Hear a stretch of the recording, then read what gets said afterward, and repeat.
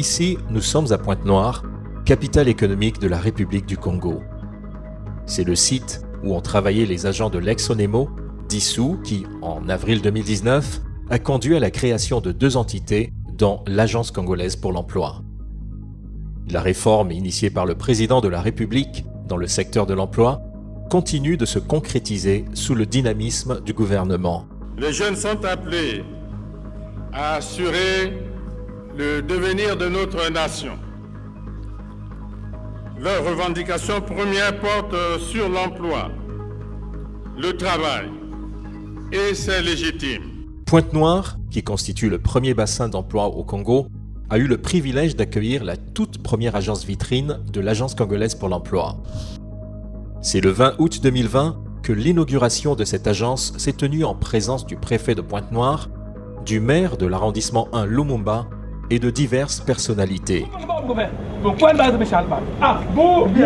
Après le rituel d'usage exécuté par les sages, l'autorisation est donnée au préfet de Pointe-Noire de procéder à la coupure du ruban. Conduisant la délégation, la directrice générale de l'Agence congolaise pour l'emploi a présenté les différents services opérationnels dans cette agence. La délégation découvre avec admiration l'espace dédié aux entreprises, aux cadres et aux demandeurs d'emploi, où ils bénéficient d'un accompagnement par des conseillers et ainsi qu'un espace multimédia pour permettre aux demandeurs d'emploi de se connecter sur le site internet de l'Agence congolaise pour l'emploi afin de s'inscrire, obtenir immédiatement le récépissé, consulter les offres et ainsi postuler.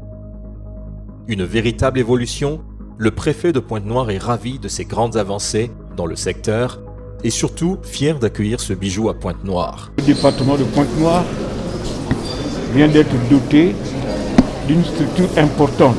Je ne peux que être heureux en tant que préfet du département de Pointe-Noire parce que je me vois doté d'une structure de plus. Même sentiment, le président de la Chambre consulaire de Pointe-Noire définit cette démarche de grande innovation. Le fait de réserver des espaces pour que les entreprises viennent s'enquérir de ces réglementations est une vraie innovation et une bonne chose pour les entreprises. Souhaitant bon vent à cette lancée, la représentante du Nicongo évoque le caractère nouveau d'impulsion managériale en République du Congo. On ne connaissait pas du tout ce genre d'institution au Congo. C'est une première et on espère qu'elle pourra pérenniser tout ce qu'elle a pu mettre en place. Une vitrine pour les entreprises et aussi bien pour les demandeurs d'emploi réconfortés et pleinement rassurés par la nouvelle administration. Ça marque, c'est quelque chose de très marquable et ça fait tellement plaisir.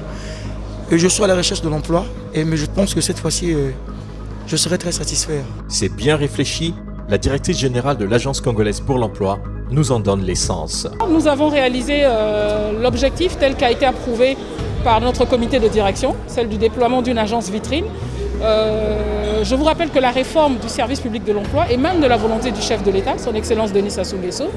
Cette volonté a été manifestée et mise en œuvre par le gouvernement de la République, sous l'impulsion du Premier ministre, M. Clément Mwamba, et incarnée par notre ministre de tutelle, M. Nicéphore Fila Santo.